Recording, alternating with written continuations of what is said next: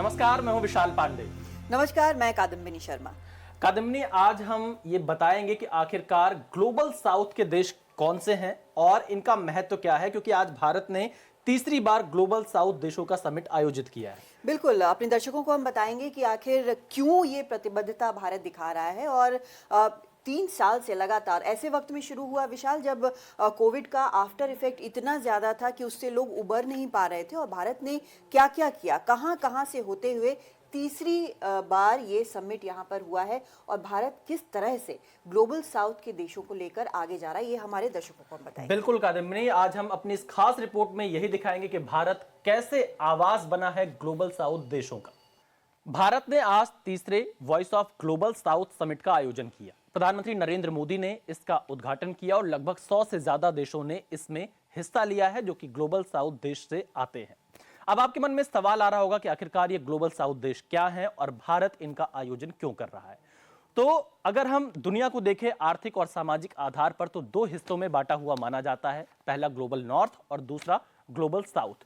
Global north में जो दुनिया के विकसित देश हैं, जैसे अमेरिका, यूरोप, जापान, इन देशों को गिना जाता है, जो कि काफी आर्थिक तौर पर संपन्न माने जाते हैं।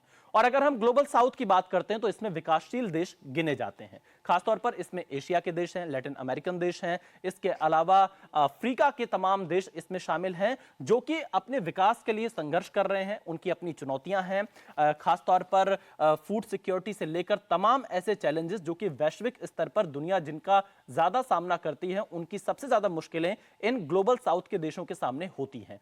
तो ग्लोबल साउथ का आयोजन भारत जो कर रहा है, उसके पीछे विशेष मकसद यह है कि कैसे जो विकासशील देश हैं उनको विकसित देश की ओर आगे बढ़ाया जा सके, उन्हें एक ग्लोबल प्लेटफॉर्म दिया जा सके।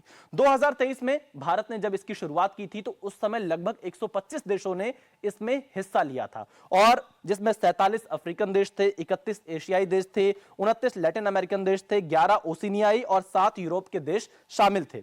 और अगर हम भारत के पड़ोसी देशों को देखें तो उसमें बांग्लादेश, श्रीलंका, भूटान, नेपाल, इन देशों ने भी हिस्सा लिया है। ये भी ग्लोबल साउथ का एक हिस्सा है। और इसके साथ ही साथ ओमान, बहरीन, यूएई, जो मिडिल ईस्ट के देश हैं, ये भी इसका हिस्सा बने हुए हैं। दरअसल इसके पीछे भारत का जो मकसद है वो यही है कि कैसे वसुधैव कुटुंबकम के तहत जो ग्लोबल साउथ के देश हैं, जो आमतौर पर कम संसाधन का प्रयोग कर पाते हैं, जो विकासशील देश हैं, उन्हें कैसे ग्लोबल नॉर्थ के बराबरी पे लाया जा सके। इसीलिए भारत ने इसका आयोजन किया है। और अब हम ये जानेंगे कि तीसरा समिट क्यों अहम है, ये बताएंगी कादम्बिनी। बिल्कुल, तीसरा समिट, भारत ने तीसरी बार इस समिट का ऑर्गेनाइजेशन किया है। वर्चुअल समिट है और बेहद इंपॉर्टेंट इसलिए है क्योंकि एक प्रतिबद्धता, एक कमिटमेंट दिखाता है भारत का ग्लोबल साउथ के देशों के प्रति। तो ये जो है उसमें 2022 में जब भारत ने पहली बार ये समिट किया तो क्या हुआ। वर्चुअल समिट उस समय हुआ जब पूरी दुनिया कोविड के बाद की आर्थिक और मानवीय त्रासदी के हालात से गुजर रही थी। लेकिन सबसे ज़्यादा प्रभावित देश कौन से थे? ग्लोबल साउथ के, क्योंकि ग्लोबल साउथ जो है उस अभी भी सबसे ज़्यादा अगर देखें तो प्रभावित है कई तरह की चीज़ों से, गरीबी से, इन सब से। और वैक्सीन की जो डिमांड और सप्लाई थी उसमें नॉर्थ और साउथ का जो डिवाइड है, जो बेहद गहरी खाई है, वो बड़ा साफ हो गया। तो भारत ने ऐसे देशों की मदद की। भारत ने उसके बाद निश्चय किया कि अब ग्लोबल साउथ जो है उसको एक अलग मजबूत आवाज चाहिए, और यही वजह है कि ये समिट शुरू हुआ। और तीसरी जो समिट है, जो पीएम ने ये साफ तौर पर कहा है कि अभी ऐसे समय में ये देश मिले हैं जबकि एक अनिश्चितता का माहौल है। अनिश्चितता क्यों? क्योंकि कोविड के बाद के हालात अभी भी हैं, पूरी तरह से प्रभाव से आर्थिक जो हालात हुए उसके बाद उससे देश निकले नहीं हैं, तो ये अभी भी है। दूसरी तरफ युद्ध चल रहे हैं, उसके भी जो असर है वो ग्लोबल साउथ पर पड़ रहे हैं, और नई चुनौतियां हैं। तो पीएम ने ये कहा कि हम कई चुनौतियों का सामना कर रहे हैं। अब क्लाइमेट चेंज के अलावा health, food security, energy security, सबकी चिंताएं। और पिछली सदी में बने हुए जो रूल्स हैं, जो वर्ल्ड ऑर्डर्स हैं, खासतौर पर वो इशारा शायद इसलिए यूएन की तरफ कर रहे हों क्योंकि उससे उस वक्त भी कुछ हुआ नहीं, कोविड के वक्त जब मदद की ज़रूरत थी। तो पीएम ने कहा कि ये ऐसा वक्त है जब साथ आकर इन चुनौतियों से लड़ने की ज़रूरत है, और इसीलिए भारत जो है इसमें अब आगे बढ़ा है। तो इसमें क्या है, 11 सत्र हैं इस समिट में। इनॉग्रल के बाद इसके 10 सत्र और हुए हैं। इनमें विदेश मंत्रियों का chartering a unique paradigm for global south, अलग रास्ता। स्वास्थ्य मंत्रियों का वन वर्ल्ड वन हेल्थ, युवा मामलों के मंत्रियों का youth engagement for better future, ये बेहद जरूरी है। कॉमर्स या ट्रेड मंत्रियों का trade for development, a global south approach. वित्त मंत्रियों का people centric approach for global finance. विदेश मंत्री का एक सेकंड सेशन भी था, global south and global governance. ऊर्जा मंत्रियों का sustainable energy solutions for sustainable future. शिक्षा के लिए prioritising human resource development, a global south perspective. और पर्यावरण मंत्रियों का बेहद important, pathways for progress, a global south perspective on mitigating climate change. तो ये सभी चीजें जो है बेहद इंपॉर्टेंट ग्लोबल साउथ के लिए, और भारत ने इसकी अगुवाई की है। तीसरा समिट बताता है कि भारत लगातार ये लीडरशिप रोल रखेगा ताकि आवाज आगे तक पहुंचा सके। लेकिन भारत आखिर ग्लोबल साउथ का सबसे प्रमुख आवाज बनकर कैसे उभरा, ये बताएंगे विशाल। बिल्कुल कादम्बनी, आपने बहुत विस्तार से तमाम जानकारी दी। अब भारत क्योंकि लगातार तीसरी बार वॉइस ऑफ ग्लोबल समिट का सफल आयोजन कर चुका है और भारत एक सशक्त आवाज बन रहा है उन देशों का जिनके बारे में अब तक जो विकसित देश हैं वो बहुत कम सोचते थे।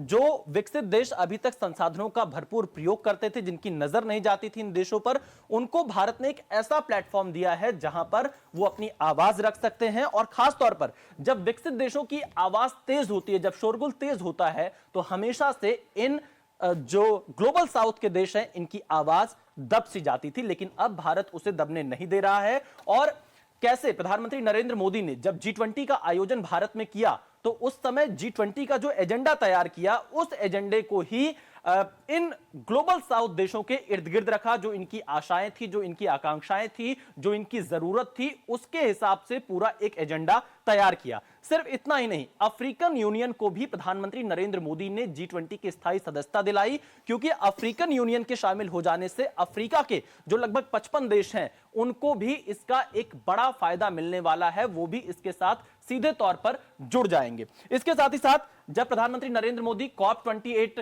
के कार्यक्रम में हिस्सा लेने दुबई पहुंचे तो वहां से भी उन्होंने जो ग्लोबल साउथ के देश हैं उनकी ही आवाज उठाते रहे और उनकी ही पैरोकारी लगातार करते रहे। यही नहीं, हर वैश्विक मंच से भारत ग्लोबल साउथ की आवाज बना है और जब भी इन देशों को जरूरत पड़ी है तो भारत कंधे से कंधा मिलाकर खड़ा रहा है। और इस बात की जानकारी आज खुद प्रधानमंत्री नरेंद्र मोदी ने दी। पीएम मोदी ने बताया कि कैसे जो अफ्रीका और पैसिफिक आइलैंड के देश हैं उसमें अस्पताल, डायलिसिस मशीनें और जीवन रक्षक दवाएं, जन औषधि केंद्र, इन तमाम चीजों को भारत ने तुरंत मुहैया कराया। और यही नहीं, पैपुआ न्यू गिनी में जब वहां पर संकट आया तो भारत सबसे पहले वहां पहुंचा और उसने मदद की है। तो कहीं ना कहीं भारत हर मंच पर इस ग्लोबल साउथ के देशों के लिए, विकासशील देशों के लिए एक आवाज बन रहा है। और इन सबसे बड़ी बात यह है कि विकसित देश कभी भी विकासशील देशों का हक ना मार पाए। कहीं ना कहीं ये जो प्लेटफॉर्म बन रहा है कादम्बनी, ये इसी के लिए सबसे महत्वपूर्ण होगा। और इसमें लेकिन जो अब सबसे बड़ी बात है, क्योंकि बांग्लादेश में जो कुछ हुआ, जो उसके मुख्य सलाहकार इस वीडियो कॉन्फ्रेंसिंग में शामिल हुए, उनके शामिल होने का क्या मतलब निकलता है? बड़ा अहम है शामिल होना, क्योंकि सवाल ये उठ रहे थे कि मोहम्मद यूनुस जो कि अंतरिम सरकार के मुखिया हैं बांग्लादेश के, और जिस तरह से अंतरिम सरकार वहां पर बनी है तो क्या वो शामिल होंगे। ये तब हो रहा था, ये बातें तब हो रही थी जबकि सवाल ये उठ रहे थे कि भारत में शेख हसीना आई हैं भागकर बांग्लादेश से, और शेख हसीना यहाँ पर आई हैं और उधर बांग्लादेश में कहा जा रहा था कि भारत तो शेख हसीना के बहुत करीब है, भारत विरोधी कई आवाज़ें उठ रही थी। तो इस सब को लेकर कई सवाल उठे थे। लेकिन मोहम्मद यूनुस ने शुक्रवार को प्रधानमंत्री मोदी को फ़ोन किया, दोनों के बीच बात हुई फ़ोन पर। प्रधानमंत्री मोदी ने इस बात पर जोर दिया कि हिंदुओं और अल्पसंख्यकों पर जो हमले हो रहे हैं वो रुकने चाहिए। मोहम्मद यूनुस ने इस बात का आश्वासन दिया कि उनकी प्राथमिकताओं में से एक है कि सुरक्षा अल्पसंख्यकों को मिलती रहे।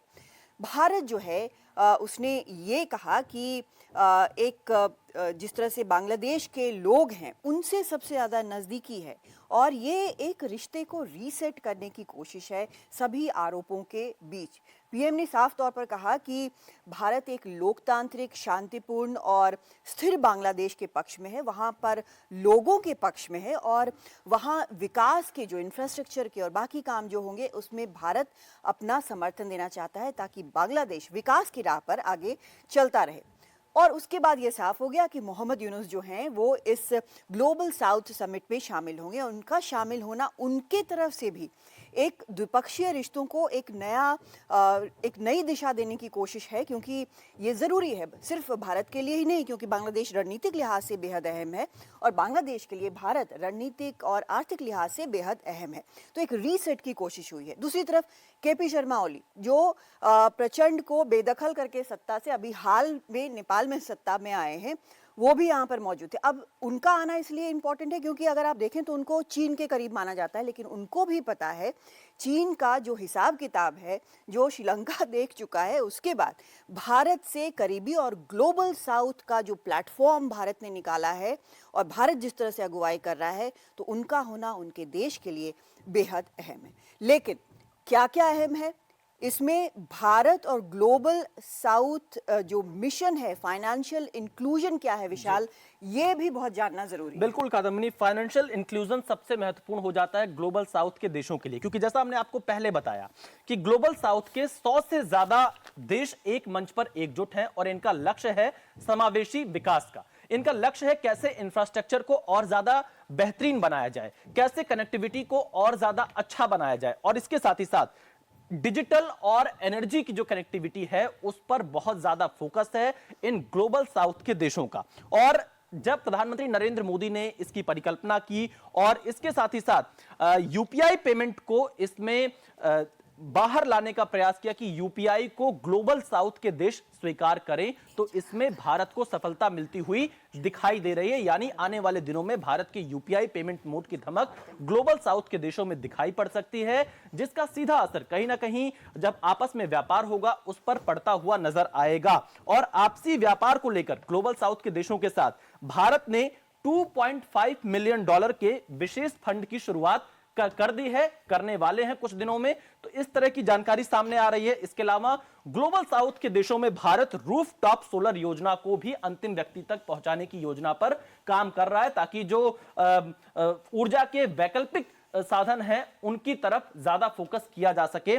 और इसके साथ ही साथ जो सबसे बड़ी चीज है डीपीआई, यानी digital public infrastructure, Bharat global south के देशों में इसको बढ़ावा दे रहा है, क्योंकि इस आधुनिक युग में डिजिटल क्रांति के बिना कुछ भी संभव नहीं है। और अगर किसी भी देश को आगे बढ़ना है तो उसे डिजिटल क्रांति पर बहुत ज्यादा फोकस करना होगा। और 2014 से हमने भारत में भी डिजिटल क्रांति जब से देखी है, तो उसका मॉडल कहीं ना कहीं जो ग्लोबल साउथ के देश हैं वो अपना सकते हैं। और इसीलिए भारत ने डीपीआई के तहत सोशल इंपैक्ट फंड का भी ऐलान कर दिया है, जिसमें भारत $25 मिलियन का शुरुआती योगदान करने जा रहा है। यानी भारत डिजिटल पब्लिक इंफ्रास्ट्रक्चर को लेकर बहुत ज्यादा गंभीर है। और यह कहा जा सकता है कि जो पूरा समावेशी विकास ग्लोबल साउथ के देशों का भारत करना चाहता है इस प्लेटफॉर्म के माध्यम से, उसमें डिजिटल क्रांति सबसे अहम होगी। और इसीलिए भारत का फोकस एनर्जी कनेक्टिविटी के साथ साथ डिजिटल कनेक्टिविटी को भी बढ़ावा देने की है। लेकिन जब विकास होगा